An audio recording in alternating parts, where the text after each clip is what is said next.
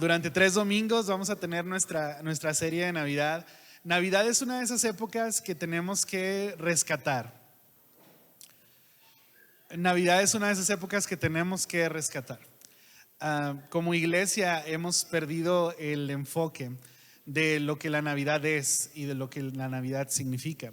Y nos hemos perdido en fiestas y nos hemos perdido en regalos y nos hemos extraviado bastante, ¿no? En la fecha, en detalles que no son importantes, olvidando lo que realmente es importante. Y hemos metido discusiones y hemos metido debates en cosas que no son trascendentes. Y hemos dejado que lo que realmente es trascendente se nos pierda, se nos vaya de la vista. Así que en Renacer nos vamos a tomar 3 domingos para hablar de Emmanuel, Dios con nosotros. Así se escribe Emmanuel en hebreo, así es como aparece en la profecía. Y es hermoso.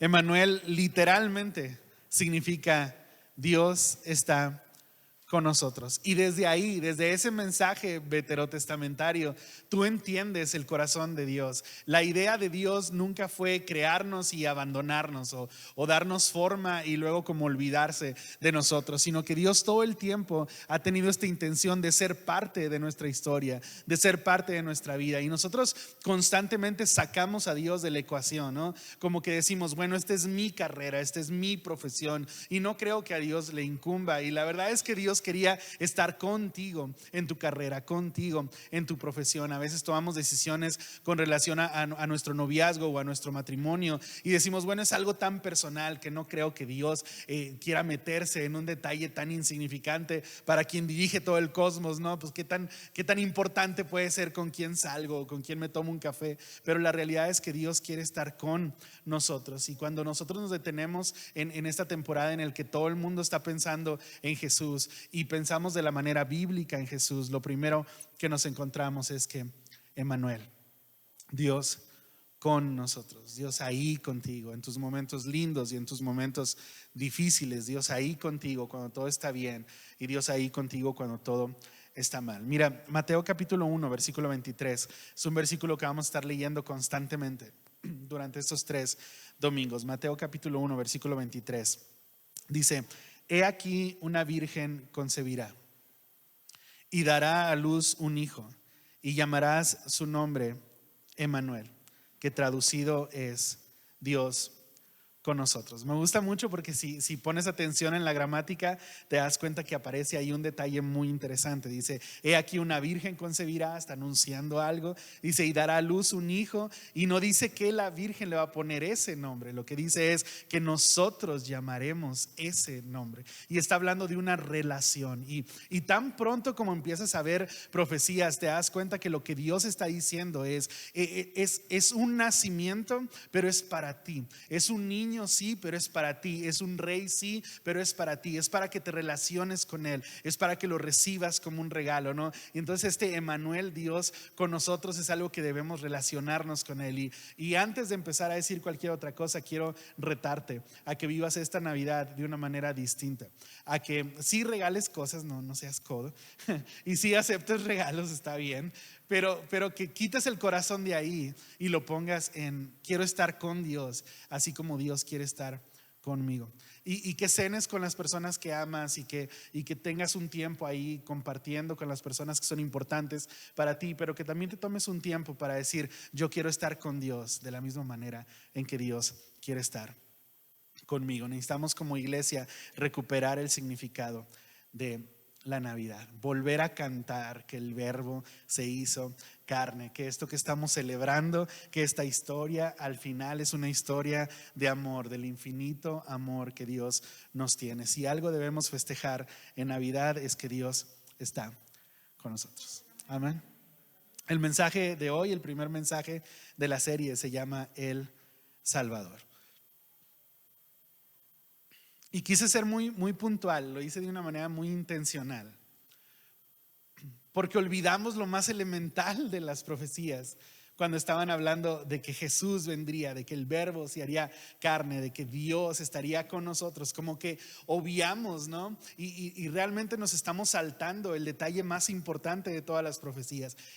Para contextualizar, estamos hablando de un tiempo horrible de 400 años de silencio, 400 años en los que no hubo profeta, 400 años en los que no hubo palabra de Dios, 400 años en los que no hubo un sueño de parte de Dios, en que no vino un ángel a dar un mensaje, 400 años en que no hubo alguien que sintiera la presencia de Dios, 400 años provocaron que el pueblo se extraviara. Incluso los más religiosos le perdieron el corazón a de qué se trataba, ¿no? Y sí seguían ahí en el templo, y sí seguían celebrando ayunos, y sí seguían leyendo las escrituras, pero el corazón se perdió. Fue demasiado tiempo de ausencia, y a veces nosotros pensamos que podemos darnos el lujo de estar sin Dios y nada va a pasar, que podemos darnos el lujo de no orar una temporada larga o no asistir a la iglesia en una temporada larga y que nada nos va a pasar, pero al ver este lapso en la historia te das cuenta que no, que sí, que no importa qué espiritual seas, y no importa qué tan religioso seas, y no importa qué tan cerca estés del templo o qué tan cerca estés de las escrituras, si tú te aíslas una buena temporada, vas a ir a este caos que fueron. Por eso cuando nosotros vemos en los evangelios a Jesús estar prácticamente en desacuerdo con todo lo que se hacía religiosamente, prácticamente estaba en desacuerdo de todo, en la manera en que ayunaban, en la manera en que se lavaban las manos, en la manera en que guardaban el sábado, en la manera en que ahí daban ofrendas, en la manera en la que hablaban, en la manera en la que trataban a los líderes, en la que trataban a los menesterosos. En todo estaba en desacuerdo, porque esos 400 años provocaron un enfriamiento del corazón de los creyentes. Y lo primero que tenemos que rescatar tú y yo antes de entrar al mensaje es: no podemos darnos el lujo de tener un lapso de tiempo separados de Dios y creer que nada malo nos va a pasar. No podemos darnos el lujo de pensar que está bien si no lees la Biblia, o está bien si no oras, o está bien si no adoras. Total, yo he tenido encuentros fuertes con Dios, total, yo he tenido una historia con Dios, no pasa nada si me alejo un tiempo. La historia rápidamente nos dice: no, sí pasa, y pasa mucho. Cuando Jesús llegó al ministerio terrenal, se dio cuenta que todo, prácticamente todo, estaba fuera de lugar. Estos 400 años de silencio fueron horribles, y después de eso Dios habla con toda la esperanza que esto provoca, ¿no? Como encontrar agua en el desierto, como que empiece a llover después de una sequía horrible, como sentarte a disfrutar de un banquete después de una temporada de ayuno terrible, ¿no? Todos vamos a vivir eso en febrero. Después del ayuno, trae un rico una hamburguesa, y parece esa sensación, ¿no? Después de 400 años sin que Dios dijera nada, de repente Dios habla y vuelve a tener este canal de comunicación, y lo que encontramos es esto que aparece en Marcos capítulo 1, del versículo 1 al versículo 4. Dice: principio del evangelio de Jesucristo. ¿Cómo inicia toda esta historia de Jesucristo? Dice Marcos de esta manera: principio del evangelio de Jesucristo, Hijo de Dios, como está escrito en Isaías el profeta: he aquí yo envío mi mensajero delante de tu faz, el cual preparará tu camino delante de ti. Voz del que clama en el desierto: preparad el camino del Señor, enderezad sus sendas. Bautizaba Juan en el desierto y predicaba el bautismo de arrepentimiento para perdón de pecados. Y dices: no puede empezar así el mensaje, no puede empezar de esa forma, ¿no? Salvo que lo que viniera a hacer este rey fuera reconciliarnos con Dios.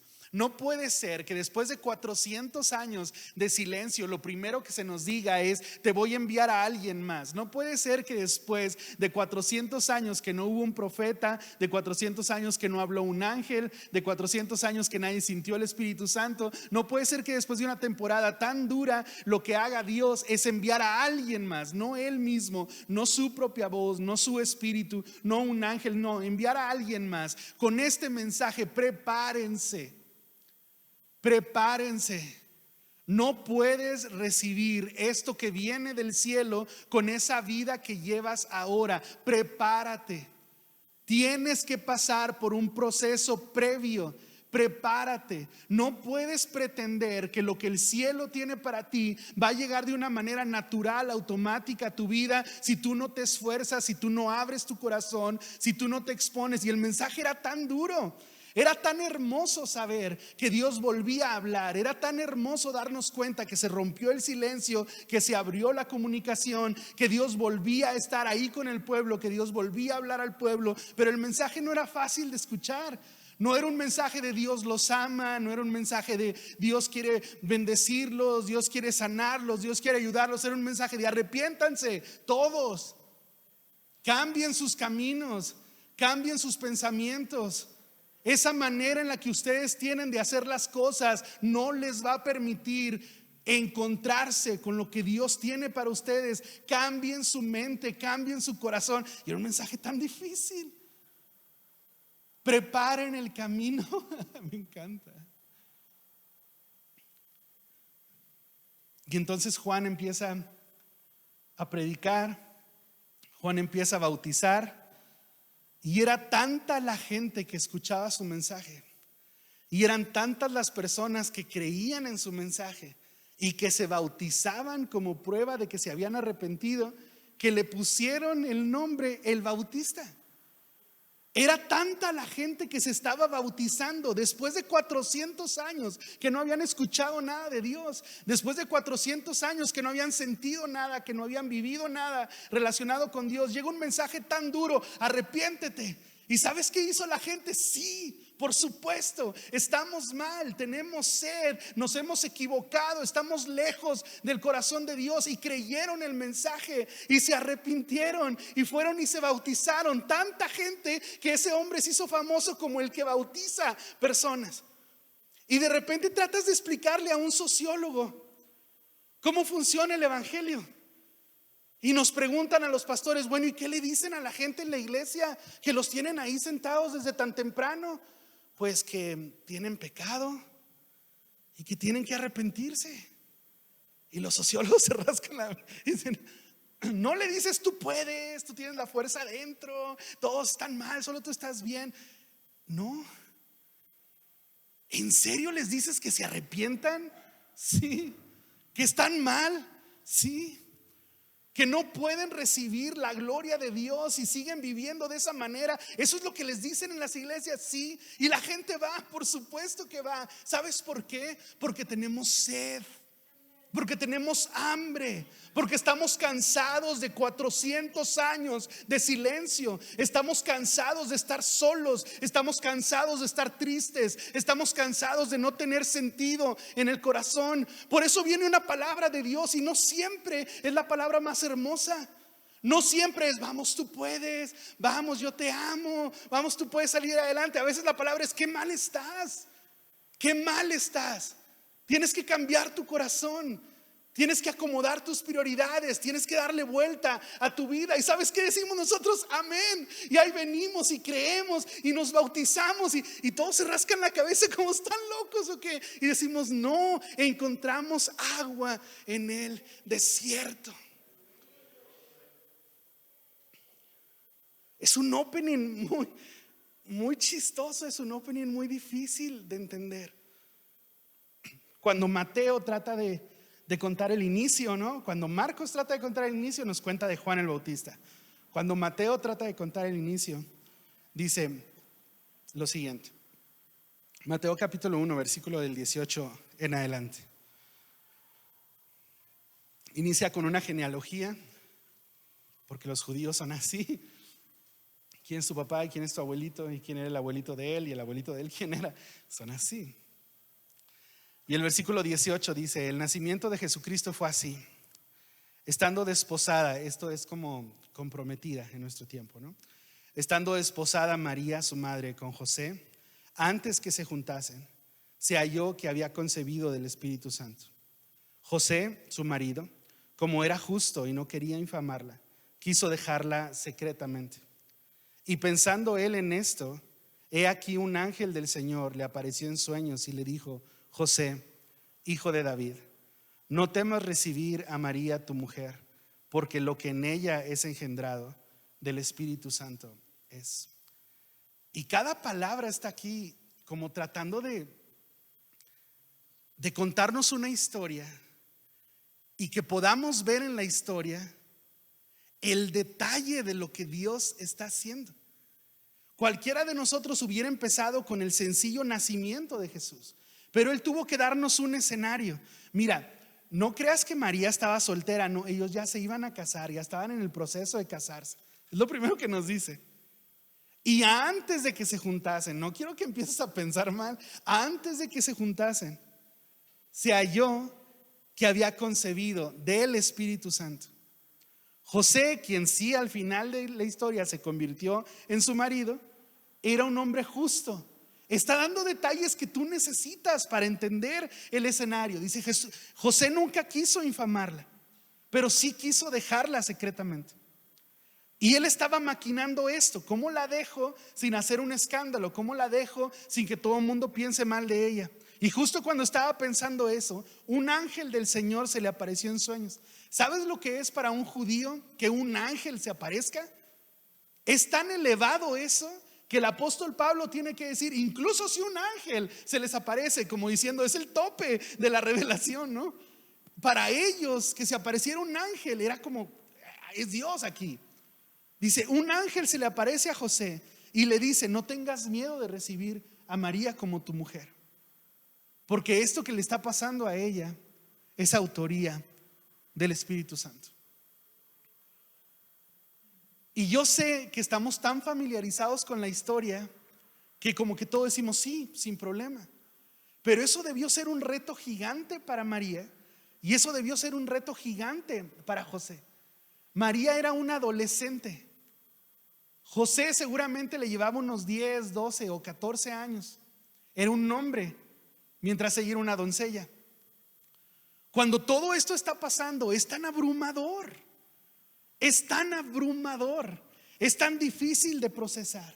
Y el ángel tiene que avanzar en su narrativa. Y en el versículo 21 dice, y dará a luz un hijo, y llamará su nombre Jesús, porque él salvará a su pueblo de sus pecados. Jesús literalmente significa Dios salva. Y lo que está diciendo es, hay una razón de ser aquí. Hay un propósito aquí. Y nosotros nos perdemos en los detalles y decimos, el burrito. Nunca dice que había un burrito. A veces ponemos una vaca, ¿no? Y decimos, ok, está bien, la imaginación es bonita. Pero por poner detalles que la Biblia no dice, perdemos verdades que la Biblia deja tan clara. Dice, se tiene que llamar así. El ángel no le dice otra cosa, no le dice de qué color la chambrita, no le dice nada más. Lo único que le dice es, se tiene que llamar así, porque este es un proceso de Dios. Esto es algo que Dios empezó a hacer desde la creación, y está avanzando el reloj de Dios, está avanzando el plan de Dios, y el Espíritu Santo está haciendo esto en ti. Y el niño que va a nacer se tiene que llamar Jesús, porque tiene un propósito en sus hombros: ser el Salvador. Te digo que es lo peor que nos puede pasar.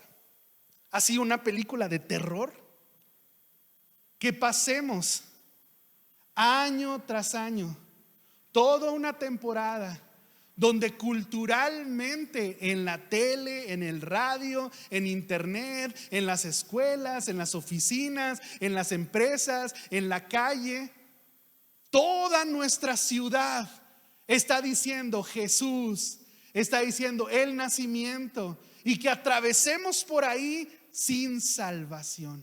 Es lo peor que nos puede pasar, que vayas a todas las posadas, que te comas todos los tamales, que pruebes todos los buñuelos, que estés hasta enfermo de comer champurrado, y que te pierdas la salvación. Te digo por qué, porque a eso vino, a salvarnos. Más que preocuparnos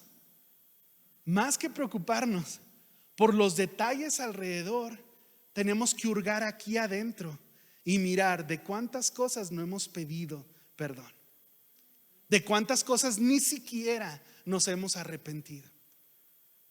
Porque ¿de qué se trata todo esto en el plan de Dios? De que llegue el Salvador. El versículo 22 dice, todo esto aconteció para que se cumpliese lo dicho por el Señor por medio del profeta. A mí las profecías me asustan un poco, tengo que confesarlo.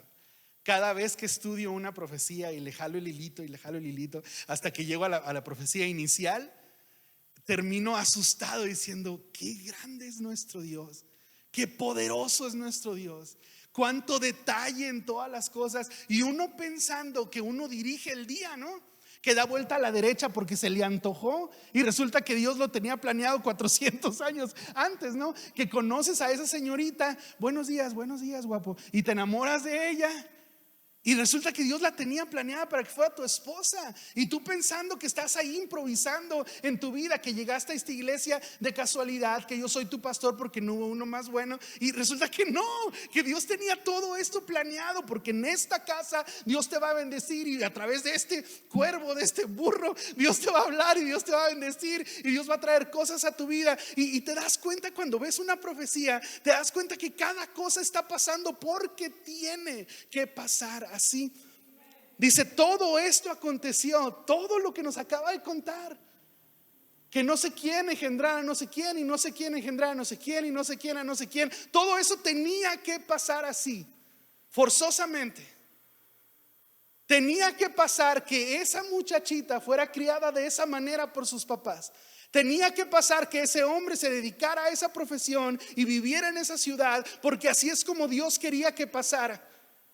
Y me asusta. Todo esto aconteció para que se cumpliese lo dicho por el Señor por medio del profeta, cuando dijo: he aquí una virgen concebirá y dará a luz un hijo y llamará su nombre Manuel, que traducido es Dios con nosotros. Es una profecía de Isaías capítulo 7. Dices: no puede ser.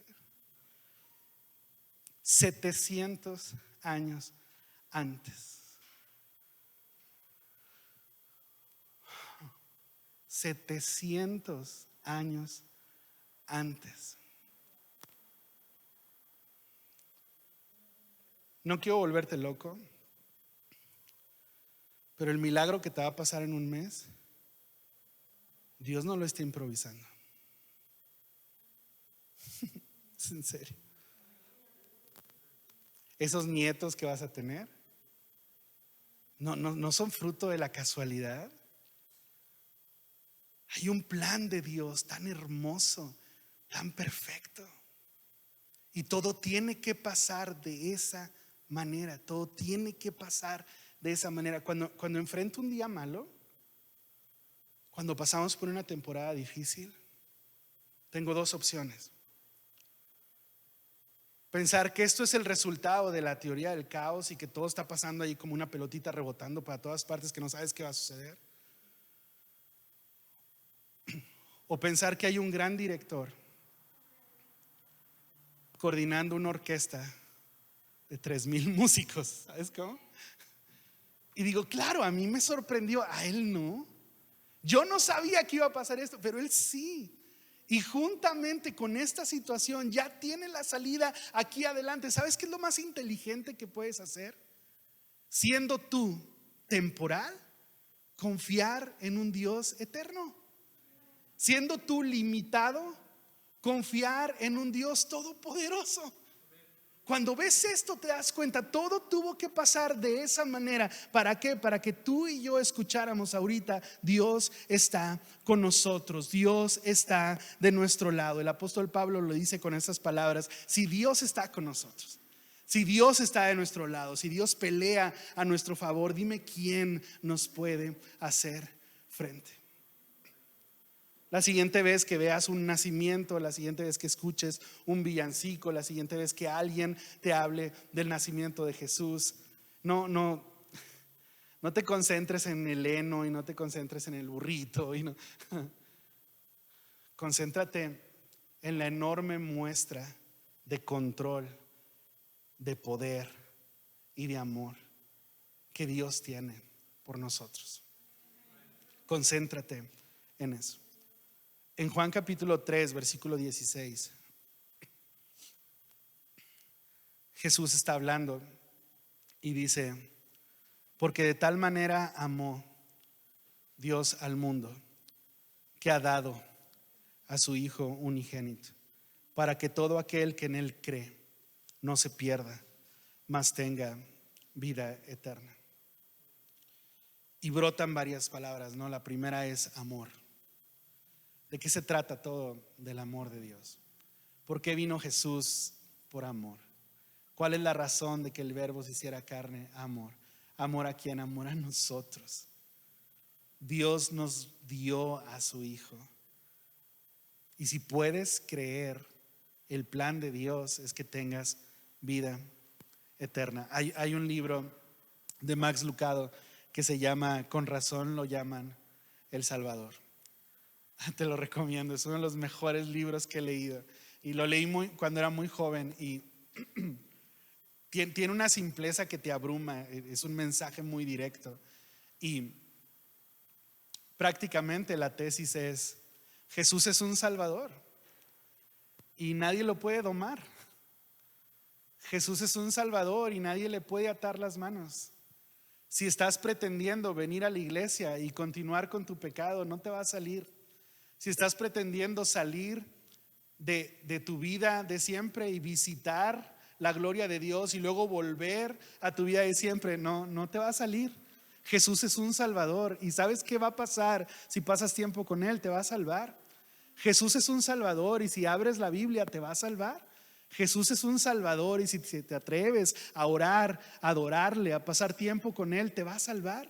No puedes pretender pasar tiempo con el Salvador y creer que tus pecados van a estar ahí por siempre. Deja de estar peleando, deja de estarte resistiendo. Jesús es un Salvador, es mi Salvador, es tu Salvador. ¿Qué estás esperando para pedir perdón? ¿Qué estás esperando para en arrepentimiento estar preparado para que el regalo llegue y que tu vida trascienda de esto normal, de esto temporal, a una bendición eterna?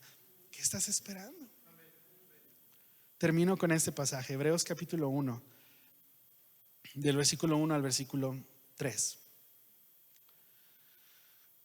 Dice: Dios, habiendo hablado muchas veces y de muchas maneras en otro tiempo a los padres por los profetas, en estos postreros días nos ha hablado por el Hijo, por Jesús, a quien constituyó heredero de todo y por quien asimismo hizo el universo, el cual, siendo el resplandor de su gloria y la imagen misma de su sustancia, y quien sustenta todas las cosas con la palabra de su poder, habiendo efectuado la purificación de nuestros pecados por medio de sí mismo, se sentó a la diestra de la majestad en las alturas. Es como, wow, qué pasaje, ¿no?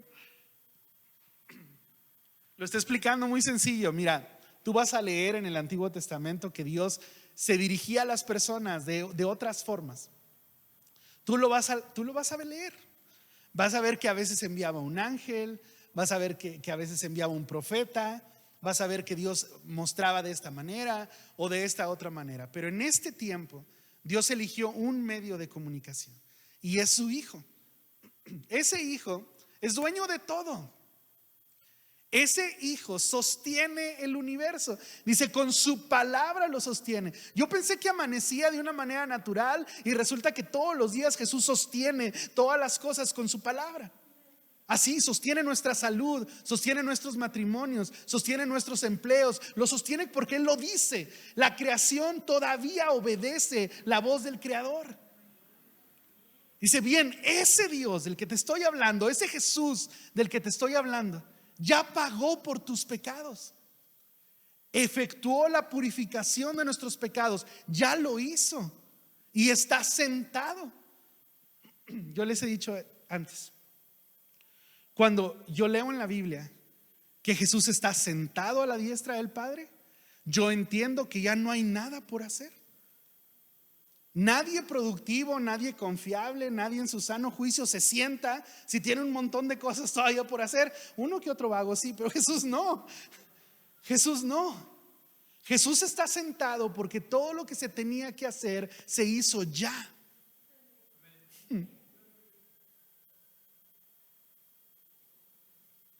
Cuando yo veo eso digo, ¿por qué nos preguntamos, ¿será que Dios nos puede perdonar? Ya nos perdonó. ¿Será que de aquí de donde estoy se puede salir adelante? Dios ya dijo que sí. Pero este pecado que yo tengo, pastor, es que esos pecadillos que tienen los hermanos como quiera, pero esto que yo tengo, no, Él ya pagó todos los pecados. Todo lo que hayas hecho, las cadenas que te hayan atado, Jesús ya lo pagó. Qué necios seríamos de querer seguir abrazados al pecado cuando Jesús ya nos liberó. Qué necios seríamos de tratar de seguir viviendo ahí sin felicidad, sin plenitud, sin gozo, pensando que el pecado nos tiene ahí prisioneros cuando la puerta está abierta. Jesús rompió las cadenas. Entonces tú me dices, ¿celebramos o no Navidad? Yo digo, por supuesto, pero celebra esto: Dios está con nosotros. ¿De qué se trata esta temporada? De ser salvos. De eso se trata.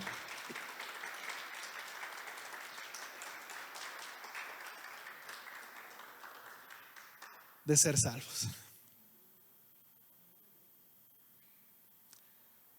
Con razón lo llaman el Salvador, ¿no? Porque cada persona que se ha acercado a Él ha encontrado vida eterna. Así que cierra tus ojos. Vamos a invertir este minuto en el reino. Cierra tus ojos. Sé que es una oración incómoda, pero los ángeles están mirando hacia acá con un montón de expectativa, a ver si vas a encontrar la valentía o no, a ver si vas a encontrar la honestidad o no, de entender que se necesita arrepentimiento para que Jesús venga a nuestro corazón, que se necesita que nuestro corazón entienda que no podemos vivir constantemente en pecado, que no podemos alejarnos de esa manera de la voluntad de Dios. Es el Salvador, de eso se trata. Así que haz esta oración conmigo. Padre, vamos, dilo en voz alta. Padre, me acerco a ti, reconociendo mi pecado, reconociendo mis errores. Me arrepiento. Te pido que cambies mi mente,